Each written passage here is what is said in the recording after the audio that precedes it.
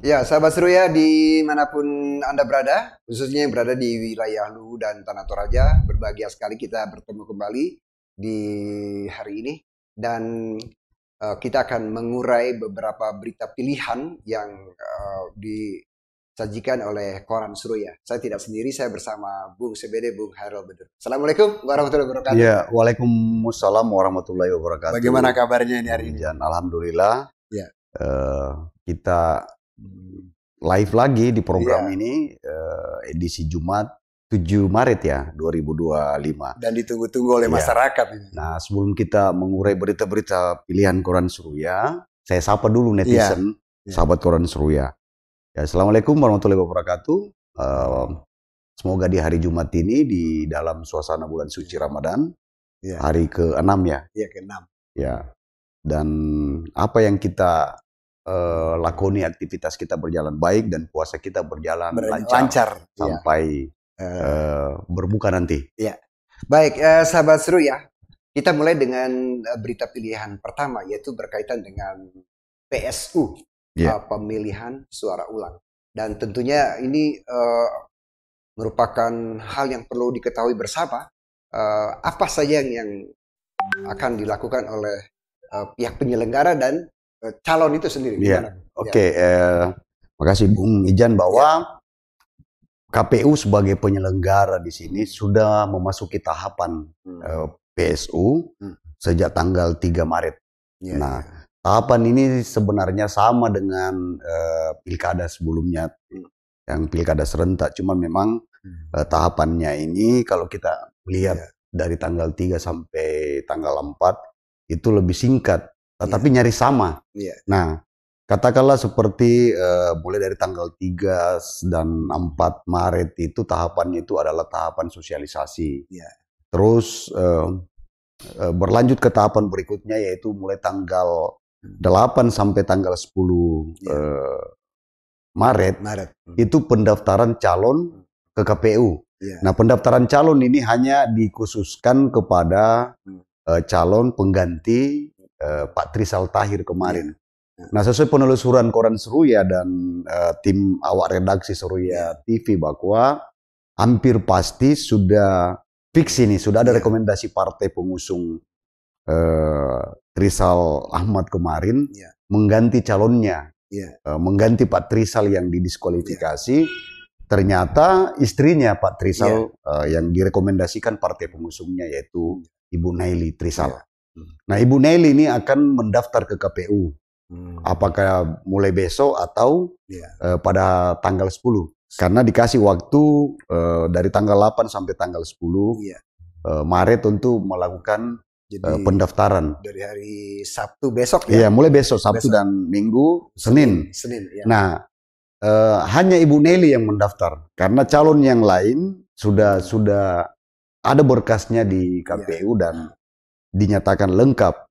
Nah, KPU akan melakukan verifikasi berkas Ibu Naili nantinya setelah diajukan ke KPU.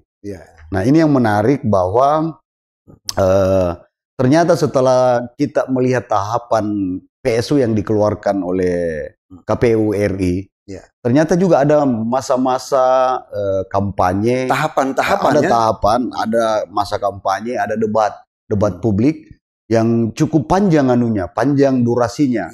Mulai dari bulan Maret sampai dengan bulan Mei. Kalau tidak salah debatnya itu berakhir pada tanggal 24 Mei. Ini berarti cas ulang ya? Cas ulang ini. Nah, calon yang maju bertarung ini, Bung Ijan, sahabat Koran Seruya, full power ini. Semua kembali start nol. Yang saya pernah ingat itu Bung CBD mengatakan bahwa ini keempat-empatnya ada perempuan ini. Ya, ada semua perempuan ini. Ada calon wakil wali kota 2 perempuan dan 2 perempuan calon wali kota. Nah, ini pasangan calon ini juga ternyata sesuai tahapan itu setelah nanti penetapan Ibu Naili memenuhi syarat akan dilakukan penarikan nomor urut. Artinya nomor urut ini ditarik ulang ini pengundian. Berarti nol kembali ya? Nol kembali, start nol.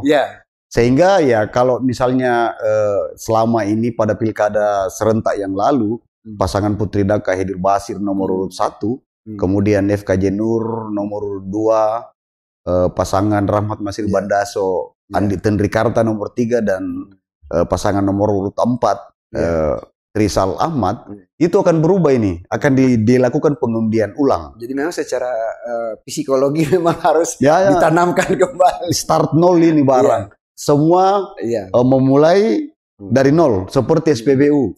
Kita mulai dari nol ya Pak ya. Sehingga memang calon ini, 4 pasangan calon nanti ini, setelah penarikan nomor urut ulang, akan melakukan sosialisasi kepada masyarakat bahwa ini nomor urut saya yang baru, ini visi misi saya. Nah, seperti itu, sehingga ya calon ini betul-betul merintis dan memulai dari awal lagi. Mungkin Bung CBD bisa jelaskan kenapa sampai harus tahapannya seperti yang lalu ya? Ini kan PSU ini kan sudah menjadi keputusan MK yang harus dilaksanakan oleh KPU dalam hal ini, KPU Kota Palopo. Tetapi kan ada petunjuk teknis yang diatur oleh KPU RI.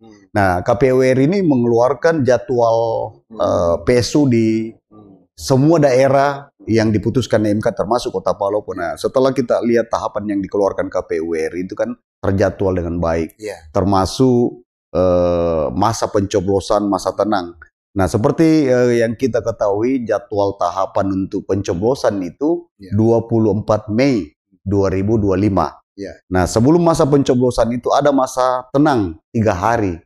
Masa berpikir bagi masyarakat. Yang pasti bahwa kita meyakini sahabat Koran Seruyan, netizen dimanapun berada, bahwa 4 pasangan calon nantinya ini siap bertarung, siap untuk kembali masuk di dalam arena demokrasi untuk meraih suara sebanyak-banyaknya dari masyarakat Kota Palopo. Tapi ini belum final penetapan atau masih istilahnya prediksi? Apanya? Yang masalah Ibu Naili ini. Ibu Naili kan sudah direkomendasikan partai pengusungnya. Artinya bukan lagi prediksi. Ibu Naili ini sisa mengajukan berkas ke KPU atau mendaftar didampingi pasangannya, Pak Ahmad Syarifuddin Daud. Nah, khusus Pak Ahmad Syarifuddin Daud ini tidak perlu lagi mendaftar karena sudah mendaftar. Verifikasi berkasnya kemarin sudah dinyatakan memenuhi syarat. Semuanya sudah memenuhi syarat. Semua memenuhi syarat. Nah, sisa Ibu Naili ini yang menggantikan suaminya. Nah, dia akan mengajukan berkasnya. Berkas Ibu Naili nanti sebagai kandidat calon wali kota menggantikan Pak Trisal Tahir akan diverifikasi. Memenuhi syarat tidak? Secara administrasi. Secara administrasi memenuhi syarat tidak? Nah, dalam proses verifikasi KPU nantinya, setelah berkas Ibu Naili ini dinyatakan memenuhi syarat, maka akan ditetapkan sebagai calon wali kota, pendamping Ahmad Syarifuddin Daud. Nah, setelah itu tahapan selanjutnya akan dilakukan pengundian nomor urut. Dan selanjutnya hingga masuk pada masa tahapan kampanye. Masa kampanye dan hari H pencoblosan. Baik, sahabat seru ya, menarik sekali ya berkaitan dengan PSU yang akan berlangsung. Ternyata itu tahapannya ada dan memang harus dilakukan oleh peserta dan juga harus dipahami oleh para pemilih kita, para voter ya. Namun sebelum kita lanjut berbicara, kita ikuti pesan-pesan berikut. Komisi Pemilihan Umum menggelar rapat koordinasi persiapan pelaksanaan penggantian calon wali kota Palopo. Sebagai tindak lanjut putusan Mahkamah Konstitusi di Media Center KPU Palopo pada Kamis 6 Maret 2025. Kegiatan yang dihadiri oleh pengurus partai politik dan LO pasangan calon ini membahas penggantian calon wali kota Palopo nomor urut 4 atas nama Trisal Tahir yang didiskualifikasi oleh Mahkamah Konstitusi terkait dugaan ijazah palsu. Rapat koordinasi ini dilaksanakan oleh KPU Provinsi Sulawesi Selatan, mengingat 3 komisioner KPU Palopo sebelumnya diberhentikan berdasarkan putusan DKPP RI. Pada kesempatan tersebut, LO Paslon menyampaikan beberapa saran dan masukan, salah satunya adalah keterbukaan informasi kepada masyarakat mengenai tahapan penggantian calon, termasuk keterbukaan penggunaan anggaran PSU. Ketua KPU Provinsi Sulawesi Selatan Hasbullah mengungkapkan jumlah anggaran yang dibutuhkan KPU untuk melaksanakan PSU sebesar 11,5 miliar. Jumlah tersebut lebih sedikit dibandingkan dengan anggaran yang dibutuhkan pada Pilkada 2024 lalu, yang jumlahnya sebesar 23 miliar. Hal itu dikarenakan adanya tahapan yang tidak lagi dilaksanakan pada PSU 2025. Tahapannya dimulai dari proses pencalonan. Iya, proses pencalonan, tapi sebelum proses pencalonan mulai, kita merapikan dulu terkait dengan kebutuhan anggaran. Jadi mulai daripada proses perencanaan terkait dengan kebutuhan anggaran PSU. Sebelumnya saya sudah menyampaikan ke beberapa media juga bahwa terkait dengan anggaran kita sudah menyampaikan ke Pak Wali Kota, PJ Wali Kota, pada saat Pak Firmansyah, Pak PJ Wali Kota ke KPU Provinsi. Kami sudah menyampaikan terkait dengan kebutuhan anggaran yang sudah dihitung di kisaran 11,5 miliar. 11,5 miliar ini dari anggaran pilkada sebelumnya itu ada tersisa 2,4, makanya ya 2,4 miliar. Jadi kalau dikurang itu kebutuhan sesungguhnya yang kita perlukan itu di kisaran 9 miliar. Sementara untuk PSU 2025, Badan Pengawas Pemilihan Umum Bawaslu Kota Palopo membutuhkan anggaran sebesar 4 miliar untuk mengawasi jalannya proses PSU. Dari Kota Palopo, Provinsi Sulawesi Selatan, Nada Gabrilia, Serbia TV, mengabarkan.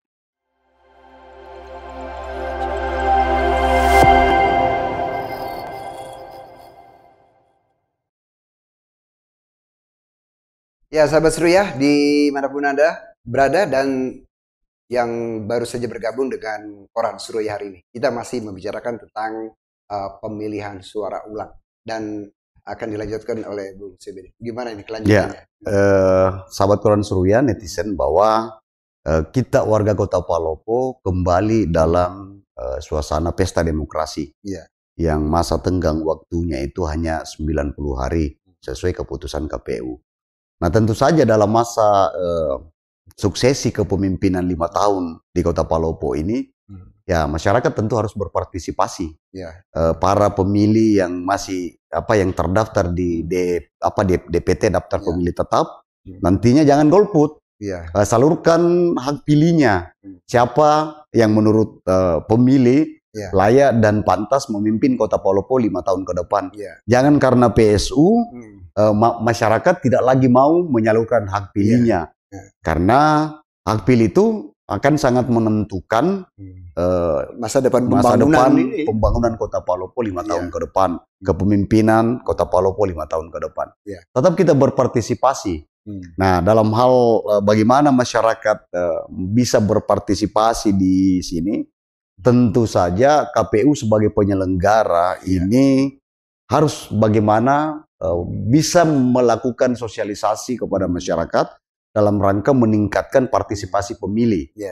Nah, ini kan ada masa-masa tahapan sosialisasi kepada masyarakat yang harus dilakukan KPU. Terus ada masa rekrutmen tenaga ad hoc. Karena tenaga ad hoc kemarin yang dipakai itu seperti KPPS, itu bukan lagi yang dulu, harus direkrut baru. Semua start ya seperti yang saya sampaikan di awal, bahwa start kembali pada titik zero. Ya, seperti itu. Baik, sahabat Seruya, bicara soal pilihan berita hari ini, tadi kita sudah membicarakan tentang kegiatan PSU dan kita beralih kepada pilihan berita kedua ini berkaitan dengan ada berita mengenai ada perombakan kabinet di masa kepemimpinan baru. Ini bagaimana ini? Ya, ini kan yang menarik ini bahwa setelah kepala daerah hasil pilkada serentak dilantik, usai mengikuti retret di Magelang, kepala daerah baru ini masuk bekerja. Nah, yang menarik di sini adalah bahwa beberapa kepala daerah yang setelah mengawali masa tugasnya itu melakukan mutasi, pergantian pejabat. Nah, seperti kita ketahui bahwa sebelumnya ini kan ada aturan dari Mendagri bahwa 6 bulan setelah dilantik, kepala daerah baru bisa melakukan pergantian atau rotasi atau mutasi pejabat. baik eselon 2 sampai dengan pejabat eselon 4. Ternyata aturan ini boleh kita bilang tidak lagi berlaku. Nah, memang ada penyampaian Mendagri bahwa boleh melakukan dalam rangka menyelaraskan program visi misi kepala daerah yang terpilih. Tidak perlu lagi menunggu 6 bulan. Nah, ini kan dasar pemikirannya bahwa jangan sampai kepala daerah terpilih ini tidak para pejabat yang mendampinginya tidak bisa selaras. Karena ya kita ketahui bahwa pilkada kemarin kan ada, tidak bisa kita lepas bahwa pejabat-pejabat ini juga, ASN ini juga ada di rombongan yang mana ikut juga terlibat secara mengingkari marwahnya sebagai pihak-pihak yang harus netral. Nah, tidak bisa kita nafikan itu. Mendagri ini memberi restu bahwa silahkan kok. Seperti di Kabupaten Luwu Utara kemarin, Bupati Luwu Utara Andi Abdullah Rahim bersama wakilnya mengadakan romba kabinet. Nah, yang tersentuh ini bukan pada pejabat level eselon 4, tetapi eselon 2, para kadis. Ada beberapa kadis yang mengalami mutasi atau rotasi. Bukan hanya di Luwu Utara, Bupati Luwu Timur juga melakukan itu. Ini di seluruh Indonesia ya. Ada beberapa. Kalau di Kabupaten Luwu, Bupati Luwu Haji Patahudin dan wakilnya DP Bijak Pawindu itu belum. Tapi ya kalau kita melihat dinamika dan apalagi sudah ada restu dari Mendagri, saya percaya akan melakukan juga. Ibaratnya course musik mana yang fals? Kan seperti ini. Saya misalnya tidak mungkinlah saya memakai pejabat saya atau kabinet saya orang yang tidak sejalan, orang yang tidak memahami visi misi saya. Karena target saya adalah bagaimana pertama saya harus menyukseskan program 100 hari, 100 hari kerja. Nah, setelah 100 hari kerja, ada program-program unggulan prioritas yang harus kita lakukan. Sehingga ya wajar saja kepala daerah yang baru dilantik itu memakai orang yang sehati, memakai orang yang dinilai mampu untuk mengimplementasikan program-program itu, dinilai mampu loyal. Cuma memang harus ada catatan di sini, sahabat Koran Seruyan, netizen, bahwa janganlah perombakan kabinet karena sudah ada restu Mendagri tidak lagi melanggar. Kebijakan tanda petik ini dilakukan semena-mena. Seperti yang pernah kita uraikan bahwa jangan sampai dilakukan sebagai ajang balas dendam. Bahwa ini kemarin dia tidak dukung saya. Pejabat ini kemarin terang-terangan mendukung rival saya. Sehingga perlu saya kasih punishment. Pembelajaran. Perlu saya kasih dia semacam peringatan dan ini sanksimu. Ada kepala daerah tuh, salah satu kepala daerah mengatakan saya butuh tim yang mendukung saya. Ya memang harus kabinet itu harus kabinet yang kompak, kabinet yang padu, selaras dan tentunya loyal. Nah biasanya memang pejabat itu kan saya lebih percaya Pak A ketimbang pejabat B. Tanpa saya perintah beliau sudah jalan. Itu. Nah makanya cuman ya itu tadi perlu kita ingatkan bahwa janganlah menjadi ajang balas dendam. Janganlah karena ada izin Mendagri, restu Mendagri, semena-mena kepala daerah. Tetapi setelah pelantikan kepala daerah ini bukan lagi calon. Dan di Pemda itu kan biasa ada baperjakat ya. Ya memang harus ada. Ada apa namanya dan Dewan Pertimbangan baperjakat yang menggodok ini, tapi kayaknya tidak jalan itu, sebatas posisi saja. Baik, sahabat seru ya, sebelum kita lanjut kita ikuti pesan-pesan berikut.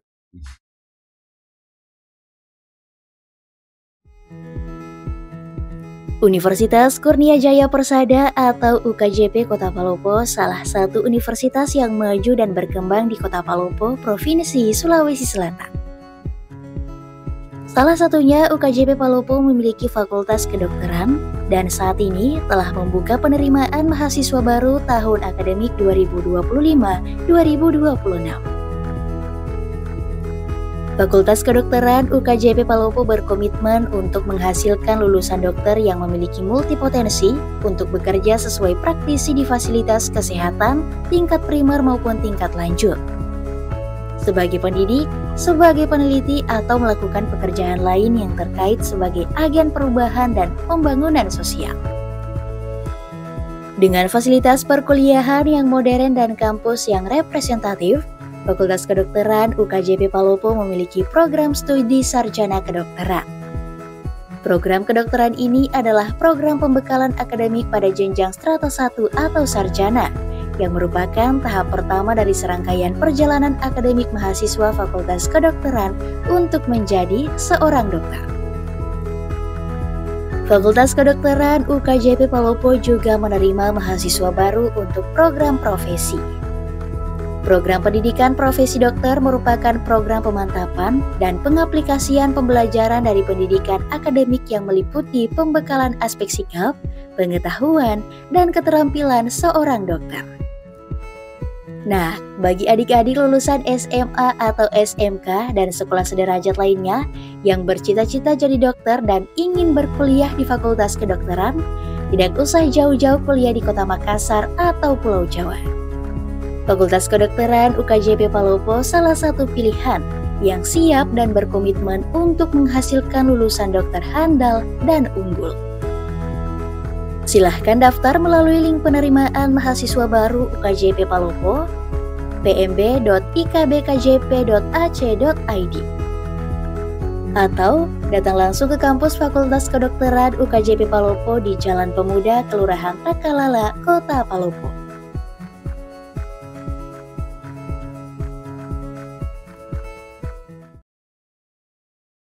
Ya, sahabat seru ya, di ujung pertemuan kita dalam mengurai berita-berita pilihan, ada satu berita yang perlu Anda ketahui berkaitan dengan penerimaan tenaga honorer di pemerintah kota. Dan tentunya ini perlu diketahui oleh masyarakat karena beberapa waktu lalu kita membahas bicara P3K dan sebagainya. Dan ini muncul lagi honorer ini gimana? Ya, ini kan benar bahwa anggota DPR RI dari Sulawesi Selatan Pak Topan Pawe ini mengeluarkan pernyataan tegas bahwa kepala daerah, apalagi kepala daerah yang baru selesai pilkada dan menjabat, itu jangan lagi mengangkat tenaga honorer baru, akan mendapat sanksi. Nah ini kan seperti yang kita ketahui bahwa proses pilkada itu kan melibatkan masyarakat, melibatkan tim sukses, dan bisa saja tim sukses ini menitip anak, keponakan, atau tetangga, atau siapapun bahwa Pak, bantu saya punya anak ini untuk bisa honor. Nah persoalan ini kalau misalnya kepala daerah baru ini masih mengangkat atau menerima tenaga honorer, maka persoalan honorer ini tidak akan pernah terselesaikan. Kan sampai sekarang kan masih kemaruk ini persoalan honorer. Masih ratusan ribu tenaga honorer yang mengabdi di seluruh Indonesia ini belum jelas nasibnya. Pemerintah sudah mengeluarkan keputusan bahwa akan mengangkat seluruh tenaga honorer sampai dengan tahun 2025. Tetapi ini kan realitasnya kalau kita mau melihat apakah bisa puluhan ribu tenaga honorer itu akan diangkat semua menjadi tenaga P3K. Nah faktanya bergejolak, muncul masalah di berbagai daerah termasuk di Kota Palopo. Di atas angka 2000 tenaga honorer di Kota Palopo ini menuntut kejelasan nasib. Kapan kita diangkat menjadi P3K full waktu? Begitupun di daerah lain, di Kabupaten Luwu, apalagi di sana angkanya bisa mencapai 5.000 di Luwu Utara, Luwu Timur, dan berbagai daerah. Nah, kalau kepala daerah baru ini mengangkat tenaga honorer baru karena balas jasa, tim sukses dan lain-lain, maka persoalan tenaga honorer ini tidak akan pernah terselesaikan. Malah bisa menimbulkan masalah baru. Masalah baru itu ya sudah ada masalah sebelumnya muncul lagi. Nah wajarlah kalau memang pemerintah pusat ini secara tegas mengeluarkan keputusan bahwa jangan mengangkat tenaga honorer baru, akan ada sanksi tegas terhadap kepala daerah ataupun para kepala dinas, kepala badan. Bahwa selesaikan persoalan tenaga honorer yang sudah menjadi persoalan nasional. jangan lagi menambah masalah baru. Ya, karena Bung Hairul bicara soal tenaga honorer atau tenaga administrasi yang dipekerjakan di berbagai pemerintah daerah ini kan dia tercatat dalam sistem. Jadi kalau dia tidak tercatat, wah ini ya memang ini kan sebenarnya begini yang perlu kita pahami, ada tenaga honorer yang memang masuk database, masuk database BKN yang pernah mengikuti tes ujian kalau saya tidak salah tahun 2013 mereka ikut tes. Nah kalau ada tenaga honorer yang menyatakan saya ini tenaga honorer database, satu pertanyaan, ada enggak kartu tesmu? Tahun 2013 itu tercatat tidak? Tercatat kok tidak di dalam ini BKN. Salah satu syarat bahwa mereka tenaga honorer kategori 2 punya kartu tes. Bukan kartu tes baru-baru ini, tetapi tahun 2013 itu. Nah, ada juga yang baru masuk sebenarnya bukan honorer, sukarela. Sesuka-suka kita. Hanya alasan bahwa saya masuk ini kemanakan saya, adik saya, anak saya atau apapun masuk ini hanya untuk cari pengalaman. Tetapi dalam proses cari pengalaman ini mereka juga menuntut kejelasan nasib. Loh, Anda ini sukarela, kita tidak merendahkan atau melecehkan tenaga sukarela. Tetapi kan Anda masuk pasti sudah paham sistem bahwa Anda ini tidak terakomodir dalam database. Awalnya masuk kan hanya sekedar sukarela memang hanya alasan ya cari pengalaman daripada tinggal di rumah jauh lebih bagus. Dan sukarela ini kan ya membebani APBD juga karena tidak ada orang yang mau bekerja tanpa dikasih honor. Baik, sahabat Koran Suruya, bicara soal berita-berita pilihan tadi kita sudah dengarkan semua, dan tentunya ini ya menjadi perhatian bagi pembaca ataupun pemirsa yang saat ini sedang mengikuti siaran kami. Ada hal yang ingin disampaikan? Ini imbauan juga ini kepada calon mahasiswa baru ini, kepada adik-adik kita yang ingin lanjut kuliah. Nah, kami merekomendasikan salah satu universitas unggulan, berprestasi dan memiliki kampus yang memadai dan modern lah. Nah, salah satunya itulah UKJP, Universitas Kurnia Jaya Persada. Tidak perlu kita ragukan lagi karena kampus ini bukan kampus baru. Program studinya itu terakreditasi baik, di atas rata-rata B. Nah, salah satu fakultas yang dibuka itu adalah Fakultas Kedokteran. Silakan Ki adik-adik yang mau bercita-cita menjadi dokter, silakan Ki mendaftar. Masih terbuka kesempatan. Masih terbuka pendaftaran di Fakultas Kedokteran UKJB Universitas Kurnia Jaya Persada Kota Palopo. Nah, bagaimana cara mendaftar? Ya bisa melalui link PMB KJP. Jadi dari daerah lain tidak perlu kesini? Ya bisa. Ini kan pendaftaran ini di KJP itu bukan hanya warga Kota Palopo, tapi seluruh Indonesia bisa mendaftar. Nah, apalagi kalau warga Palopo mau jadi dokter, jangan Miki ke kemana-mana. Silakan Ki mendaftar di Universitas Kurnia Jaya Persada. Saya kira seperti itu. Kita pamit.